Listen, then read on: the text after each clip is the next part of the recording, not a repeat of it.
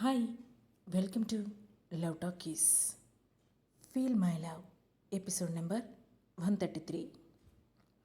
సహస్ర, చరణ్, సౌరభ్ ఒక రెస్టారెంట్లో ఉండి తాము ఉండడానికి ఒక సేఫ్ ప్లేస్ చూడమని విరాజ్కి చెప్పడంతో అతను ఆ పనిలో పడ్డాడు. కానీ అప్పటికే విరాజ్ ఫ్రెండ్స్ అందరి దగ్గర తన మనుషులను ఏర్పాటు చేశాడు వీరేంద్ర. అయితే అతనికంటే ఒక అడుగు ముందుగానే ఆలోచించిన విరాజ్ తన ఫ్రెండ్స్ ఎవరిని కాంటాక్ట్ అవ్వకుండా తన ఎనిమి అయిన సచిన్కి ఫోన్ చేశాడు.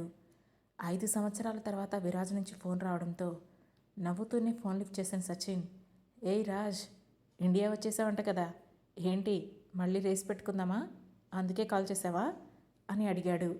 రే సచిన్, రేస్ మాత్రమే లైఫ్ కాదురా అని అన్నాడు విరాజ్. ఏంట్రా, నాకు భయపడుతున్నావా ఏంటి?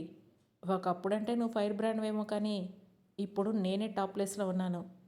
ఫారిన్ వెళ్ళి నీలో రేసింగ్ పవర్ తగ్గిందా ఏంటి అని వెటకారంగా అన్నాడు సచిన్. సరే, నీకెలా కావాలంటే అలాగే అనుకో, బట్ నేను ఇప్పుడు ఫోన్ చేసింది రేసింగ్ కోసం కాదు అని చెప్పాడు విరాజ్. మరి దేనికి కాల్ చేశావు అని అడిగాడు సచిన్. నాకు ఒక హెల్ప్ కావాలి, నువ్వు చేయగలవా అని అడిగాడు విరాజ్.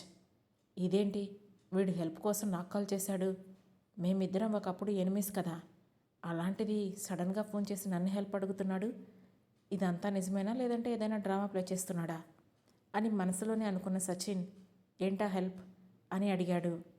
ప్రజెంట్ నీ గెస్ట్ హౌస్లో ఎవరైనా ఉన్నారా అని అడిగాడు విరాజ్. ఎవరూ లేరు.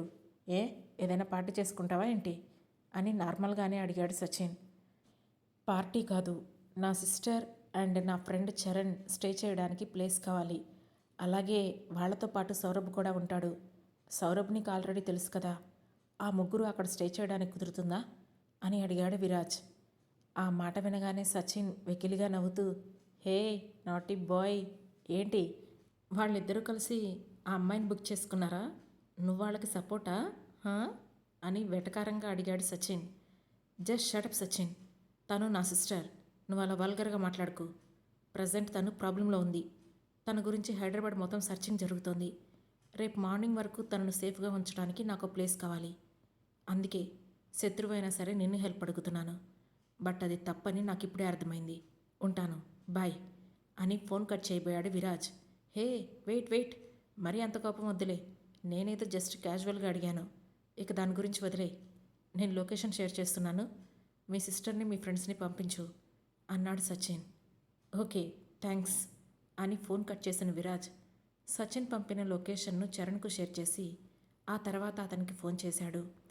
చరణ్ కాల్ లిఫ్ట్ చేయడంతో, రే చెర్రీ, నేను నీకు ఒక లొకేషన్ పంపించాను. మీరు ఎలాగైనా సరే సేఫ్గా అక్కడికి వెళ్ళండి. రేపు మార్నింగ్ కోర్ట్ టైంకి వస్తే సరిపోతుంది అని చెప్పాడు విరాజ్. అదేంట్రా, లాయర్తో మాట్లాడాలన్నావు కదా, ఆ ప్లాన్ ఏమైంది అని అడిగాడు చరణ్. లేదురా, ఆ లాయర్ ఎన్నిసార్లు కాల్ చేసినా కాల్ లిఫ్ట్ చేయడం లేదు. నాకెందుకో వాడి విషయంలో కొంచెం టెన్షన్గా ఉంది. బహుశా నేను ఇటు నుంచి నా ప్రయత్నం చేస్తుంటే మా నాన్న శత్రువులు ఆ లాయర్ ద్వారా ఏమైనా కుమ్మక్కయ్యారేమో అనిపిస్తుంది అని డల్గా అన్నాడు విరాజ్.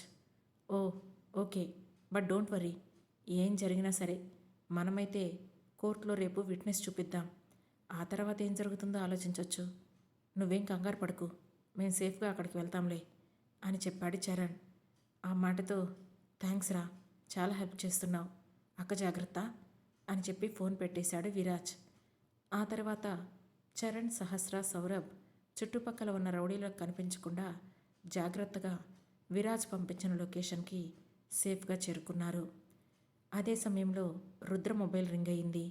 అటువైపు నుండి సురభి కాల్ చేస్తూ ఉండడంతో, ఈ టైంలో సురభి కాల్ చేస్తుందేంటి అనుకుంటూనే కాల్ లిఫ్ట్ చేయగా అటువైపు నుండి సార్ సార్ అని కంగారుగా పిలుస్తున్న సురభి పిలుపు వినిపించింది. ఆమె గొంతులో కంగారు విని నుదురు చిట్లించిన రుద్ర, ఏమైంది సురభి, ఎందుకంత కంగారు పడుతున్నావు అని అడిగాడు. సార్, మన దియాని ఎవరో కిడ్నాప్ చేశారు అని ఏడుస్తూనే చెప్పింది సురభి. వాట్, దియాని కిడ్నాప్ చేశారా? అసలేం జరిగింది సురభి అని కాస్త సీరియస్ అవుతూ అడిగాడు రుద్ర. సార్, దియాతో సహా పార్కింగ్ ఏరియాలోకి వచ్చి తనని కారులో కూర్చోబెట్టాను. నేను కార్ స్టార్ట్ చేయడానికి అటు నుంచి కారు ఎక్కబోతుండగా ఎవరో వచ్చి దియాని లాక్కొని తీసుకెళ్ళిపోతున్నారు. నేను వాళ్ళ వెనకే పడుతున్నాను. మీరు ఏదో ఒకటి చేయండి సార్ అని ఆత్రంగా చెప్పింది సురభి. సరిగ్గా అదే సమయంలో కాలేజ్ క్యాంపస్లో ఉన్న మైక్లో నుండి security, close the main door, it's urgent, close the main door అని గట్టిగా అరిచాడు జశ్వంత్. ఆ వాయిస్ విన్న సురభి షాక్ అవుతూ, సార్ నేను 10 మినిట్స్లో మళ్ళీ చేస్తాను అని ఫోన్ కట్ చేసింది. మైక్లో వాయిస్ వినగానే సెక్యూరిటీ వెంటనే గేట్ క్లోజ్ చేశారు. దియాని తీసుకువెళ్తున్న ఆ రౌడీలు మరొక 30 సెకండ్స్ అయితే ఆ గేట్ దాటి వెళ్ళిపోయేవాళ్ళు. కానీ ఇప్పుడు వాళ్లకు ఆ ఛాన్స్ ఇవ్వలేదు అక్కడున్న సెక్యూరిటీ. ఎప్పుడైతే సీసీ కెమెరాలో గేట్ క్లోజ్ అయిందని కనిపించిందో వెంటనే ఆ రూమ్ నుండి బయటికి పరిగెత్తుకుంటూ వచ్చిన జశ్వంత్ మెయిన్ గేట్ వైపు దూసుకు వెళ్ళిపోయాడు. అక్కడ బైక్పై ఆగిన రౌడీల్లో ఒకడు దియాని ఎత్తుకొని ఉంటే మరొకడు గన్ తీసి సెక్యూరిటీకి గురిపెట్టాడు.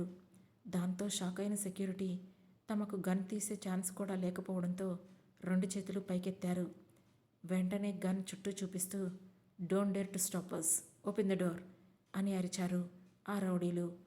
సెక్యూరిటీ భయంతో వణికిపోతూ డోర్ ఓపెన్ చేయడానికి కూడా భయపడుతూ ఉన్న చోట నుండి కదలలేదు. ఈలోగా వాళ్ళందరి చుట్టూ క్యాంపస్లో ఉన్న స్టూడెంట్స్ చేరారు. వెంటనే గాల్లో గన్ పేల్చి ఓపెన్ ద డోర్ అని అరిచాడు రౌడీ. దాంతో పరిగెత్తుకుంటూ వెళ్ళి గేటు ఓపెన్ చేశాడు సెక్యూరిటీ. అప్పుడే సురభి ఓవైపు నుంచి, జశ్వంత్ మరోవైపు నుండి పరిగెత్తుకుంటూ అక్కడికి వస్తున్నారు. గేట్ ఓపెన్ చేయగానే వెంటనే బండి స్టార్ట్ చేశాడు రౌడీ. అతని చేతిలో ఉన్న దియాని తన చేతిలోకి తీసుకున్నాడు గన్ పట్టుకున్న వ్యక్తి. వెంటనే బైక్ స్టార్ట్ అవడంతో రయ్యమంటూ బయటికి వెళ్ళబోయారు వాళ్ళు. సరిగ్గా అదే సమయంలో అక్కడికి వచ్చిన జశ్వంత్ బైక్ డ్రైవ్ చేస్తున్న వ్యక్తి ముఖంపై గట్టిగా కొట్టడం, అదే టైంలో సురభి కూడా అక్కడికి వెళ్ళి వాళ్ళ చేతిలో ఉన్న దియాని తన దగ్గరికి లాక్కోవడం ఒకేసారి జరిగిపోయాయి. ఆ ఇద్దరి రౌడీలు దెబ్బకు కింద పడిపోయారు. వాళ్ళ చేతుల్లో ఉన్న గన్ కూడా దూరంగా వెళ్ళి పడింది. ఎప్పుడైతే దియా సేఫ్గా సురభి చేతిలోకి వెళ్ళిందో వెంటనే జశ్వంత్, సెక్యూరిటీ గార్డ్స్, మరికొంతమంది స్టూడెంట్స్ అందరూ కలిసి ఆ రౌడీలను పట్టుకొని కొట్టడం మొదలుపెట్టారు. ఇంతలో యూనివర్సిటీ పోలీస్ అక్కడికి రావడంతో వాళ్ళిద్దరిని అరెస్ట్ చేసి తీసుకెళ్ళిపోయారు. దియా అప్పటికే భయంతో వణికిపోతూ సురభిని గట్టిగా హగ్ చేసుకొని సైలెంట్గా ఉండిపోయింది. దియా కూల్, ఏం కాలేదమ్మా, నువ్వు కూల్గా ఉండు అని పాపని కన్సోల్ చేస్తూ చెప్పింది సురభి. వెంటనే జశ్వంత్ కూడా సురభి దగ్గరికి వచ్చి ఈ షీ ఆల్ రైట్, తనకేం కాలేదు కదా అని కాస్త కంగారుగా అడిగాడు. లేదు జశ్వంత్, కాస్త భయపడినట్లుంది. But thanks Jaswanth, thank you so much. ఈరోజు నువ్వు చేసిన హెల్ప్ నేను లైఫ్లో ఎప్పటికీ మర్చిపోను అని కన్నీళ్లతో చెప్పింది సురభి. ఇట్స్ ఓకే, పాపను నాకివ్వు, ముందు నువ్వు కూలవు అంటూ జశ్వంత్ పాపని చనువుగా తీసుకొని తన భుజాన వేసుకున్నాడు. ఎవరు తనను ఎత్తుకున్నారో కూడా చూడకుండానే వెంటనే జశ్వంత్ మెడ చుట్టూ చేతులు వేసి అతని మెడలో ముఖాన్ని దాచుకొని వణికిపోతోంది దియా. పాప బాగా భయపడినట్లుంది సురభి అని అంటున్న జశ్వంత్ మాటలు పట్టించుకోకుండా అంతలో రుద్రకు కాల్ చేసింది సురభి. అప్పటికే ఫారెన్లో ఉన్న తన కాంటాక్ట్స్తో కనెక్ట్ అవ్వడానికి ట్రై చేస్తున్నాడు రుద్ర. ఎప్పుడైతే సురభి నుంచి కాల్ వచ్చిందో వెంటనే కాల్ లిఫ్ట్ చేసి, హలో సురభి, దియా ఎలా ఉంది, తన్నెవరు తీసుకెళ్లారు, మీరు వాళ్ళని ఫాలో అయ్యారా, బైక్ నెంబర్ కానీ వాళ్ళ ఐడెంటిటీ కానీ ఏదైనా చూసావా అని కంగారుగా ప్రశ్నల మీద ప్రశ్నలు అడిగాడు రుద్ర. సార్ ఒక్క నిమిషం, మీరు టెన్షన్ పడకండి, దియాని కిడ్నాప్ చేసిన వాళ్ళని పోలీసులు అరెస్ట్ చేశారు, ఇప్పుడు దియా సేఫ్గానే ఉంది అంటూ అక్కడ జరిగింది మొత్తం చెప్పింది సురభి. ఆ మాటతో రిలీఫ్గా ఫీల్ అయిన Rudra, thank you so much, ఈరోజు దియాకి ఏమైనా అయినట్లయితే లైఫ్లో నన్ను నేను క్షమించుకోలేకపోయేవాణ్ణి అని అన్నాడు రుద్ర. మీరే కాదు సార్, నేను కూడా అంతే ఫీల్ అయ్యేదాన్ని. నా మీద నమ్మకంతో మీరు ఇంత పెద్ద బాధ్యత అప్పగించినప్పుడు దాన్ని నెరవేర్చలేకపోతే ఇక ఈ లైఫ్కి అర్థమే ఉండకపోయేది. అండ్ నా ఫ్రెండ్ జశ్వంత్ కూడా ఇప్పుడు దియాను తొందరగా రియాక్ట్ అయ్యి సేవ్ చేశాడు అని జశ్వంత్ వైపు చూసి చిన్న స్మైల్తో చెప్పింది సురభి. ఎప్పుడైతే ఆమె ఫ్రెండ్ అని చెప్పిందో హ్యాపీగా ఫీల్ అయిన జశ్వంత్ కూడా ఆమెకు చిన్న స్మైల్ ఇచ్చాడు. సరే పాప జాగ్రత్త, ఇంకొక 1 వీక్ చాలు, ఆ తర్వాత నేను సహస్ర అక్కడికి వచ్చేస్తాం, ఆ తర్వాత నీ మీద ఏ భారం ఉండదు అని చెప్పాడు రుద్ర. నేను తనను భారం అనుకోవట్లేదు సార్, ఇది నా బాధ్యత అని చెప్పింది సురభి. థ్యాంక్స్, టేక్ కేర్, ఒకసారి నీ ఫ్రెండ్కి ఫోన్ ఇస్తావా, థ్యాంక్స్ చెప్తాను అని అడిగాడు రుద్ర. ఓకే సార్, 1 సెకండ్ అని జశ్వంత్ వైపు చూసి, దియా ఫాదర్ నీతో మాట్లాడతారు అని చెప్పి ఫోన్ ఇచ్చింది. ఫోన్ తీసుకొని హలో సార్ అనగానే, hello mister Jaswanth, thank you so much అని చెప్పాడు Rudra. It's okay sir, light స్మైల్తో అన్నాడు జశ్వంత్. దీన్ని అడ్వాంటేజ్ తీసుకొని నేను మిమ్మల్ని ఇబ్బంది పెడుతున్నాను అని అనుకోకపోతే నాకు మీరు ఒక చిన్న హెల్ప్ చేస్తారా అని అడిగాడు రుద్ర. సార్, మీరు పెద్దవాళ్ళు, నన్ను నువ్వు అంటే సరిపోతుంది. మీరు నా ఫ్రెండ్కి రిలేటివ్ అయినప్పుడు నాకు కూడా ఇంపార్టెంట్ వ్యక్తే. చెప్పండి, ఏం చేయమంటారు నన్ను అని బోరగా సురభిని చూస్తూ అన్నాడు జశ్వంత్. అతని మాటలు ఏమాత్రం పట్టించుకోకుండా దియాను ఎత్తుకొని మెల్లగా తడుతూ ఉంది సురభి. జశ్వంత్ మాటలకి చిన్నగా నవ్విన రుద్ర, ఓకే, నేను ఒక 1 వీక్లో నా వైఫ్తో సహా వచ్చి పాపను తీసుకెళ్తాను. అప్పటి వరకు మీరు దగ్గరుండి సురభిని పాపను జాగ్రత్తగా చూసుకుంటారా? అసలే పాపకు థ్రెట్ ఉంది, అందుకే అడుగుతున్నాను అని అన్నాడు రుద్ర. ఆ మాటతో ఒక క్షణం జశ్వంత్ సైలెంట్ అయ్యేసరికి, ఇబ్బంది పెడుతున్నాను అనుకోకు, ప్లీజ్ 1 వీక్ మాత్రం చూసుకుంటే చాలు అని అన్నాడు రుద్ర. ఇట్స్ ఓకే సార్, నేను చూసుకుంటాను అన్నాడు జశ్వంత్. ఓకే, ఇప్పుడు ఆ రౌడీలను కాప్స్ తీసుకెళ్లారు కదా, మీరు వెంటనే వెళ్ళి వాళ్ళపై కేసు పెట్టండి. ఆ తర్వాత మీరు సురభితో పాటు వెళ్ళి తన ఫ్లాట్లోనే ఉండండి. సురభికి నేను చెప్తాను అని అన్నాడు రుద్ర.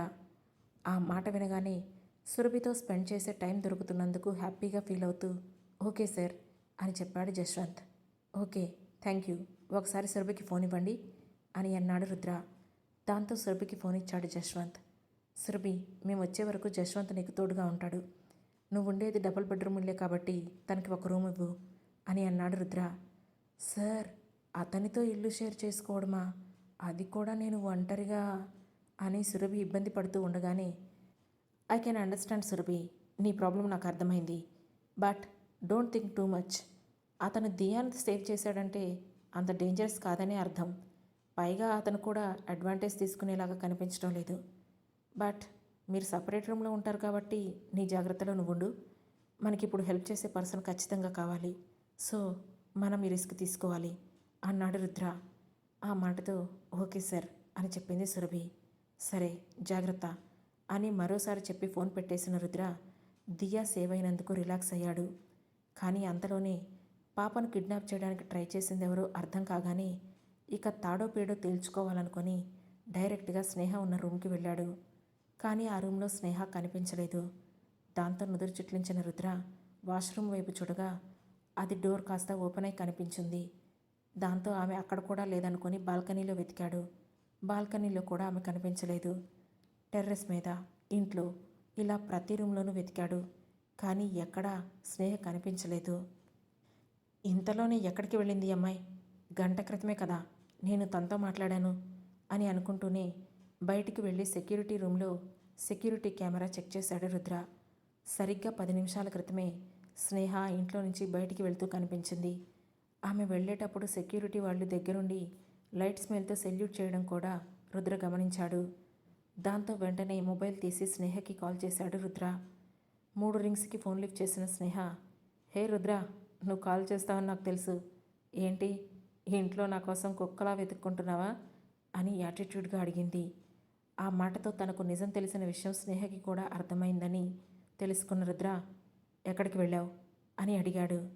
నీకు అందనంత దూరం, నీకు కనిపించనంత దూరం వెళ్ళిపోతున్నాను అని చెప్పింది స్నేహ.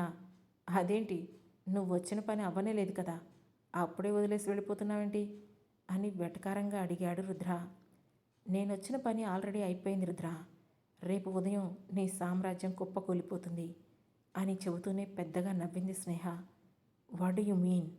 నుదురు చిట్లిస్తూ అడిగాడు రుద్ర. I mean it. ఏం జరుగుతుందో తెలుసుకోవడానికి ఈ రాత్రంతా థింక్ చేస్తూనే ఉన్నాడు. ఓ సారీ, రాత్రి కాదు కదా, తెల్లవారిపోతుంది. మరొక గంటలో నీకు నేనేం చేశానో కూడా తెలిసిపోతుందిలే అని అంది స్నేహ. ఆమె ఏం చేసిందో అర్థం కాకపోయినా ఆమె ముందు డౌన్ అవడం రుద్రకి ఇష్టం లేదు. దాంతో నువ్వేం చేసినా సరే ఐ డోంట్ కేర్, బట్ 24 అవర్స్లో నీ లైఫ్కి నేను చెక్ పెడతాను.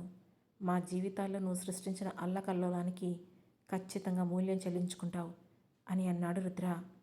ఆ మాటతో పెద్దగా నవ్విన స్నేహ, నీకు చేతనైంది చేసుకో అని కాల్ కట్ చేసింది. దాంతో స్నేహ ఏం ప్లేన్ చేసి ఉంటుందా అని ఆలోచించడం మొదలుపెట్టాడు రుద్ర. అప్పుడే సడన్గా అతనికి 2 రోజుల క్రితం తన అసిస్టెంట్ శృతి తనతో కొన్ని ఫైల్స్ మీద సిగ్నేచర్ చేయించుకోవడం గుర్తుకొచ్చింది. ఆ రోజు తాను ఆల్మోస్ట్ అన్ని ఫైల్స్ మీద సిగ్నేచర్ చేశాడు. కానీ ఒక 2 ఫైల్స్ మాత్రం ఆగిపోయాయి. ఏదో అర్జెంట్ వర్క్ ఉందని అవి అలానే ఆఫీసులో వదిలేసి వెళ్ళిపోయాడు రుద్ర. మళ్ళీ వచ్చాక వాటి మీద సిగ్నేచర్ చేసి శృతికి ఇచ్చాడు. దాంతో అతను ఆలోచిస్తూ ఒకవేళ ఆ పేపర్స్తో ఈ స్నేహ ఏదైనా చేసి ఉంటుందా అని అనుకున్న రుద్ర వెంటనే తన క్యాబిన్లో ఉన్న కెమెరా ఓపెన్ చేసి చూశాడు. అందులో రుద్ర లేని సమయంలో జరిగిన సీన్ చూసి ఒక్కసారిగా రుద్ర ముఖం కోపంతో ఎర్రబడింది. ఆ తర్వాత ఏం జరగబోతుందో తెలుసుకోవాలంటే వెంటనే మా లవ్ టాకీస్ ఛానల్ని సబ్స్క్రైబ్ చేసుకొని ఫీల్ మై లవ్లోని నెక్స్ట్ ఎపిసోడ్ను వినండి. అలాగే మా ఈ కథ మీకు నచ్చినట్లయితే లైక్ చేసి, షేర్ చేసి, కమెంట్ చేసి హై పాయింట్స్ కూడా ఇచ్చి మమ్మల్ని సపోర్ట్ చేయండి. Thank you.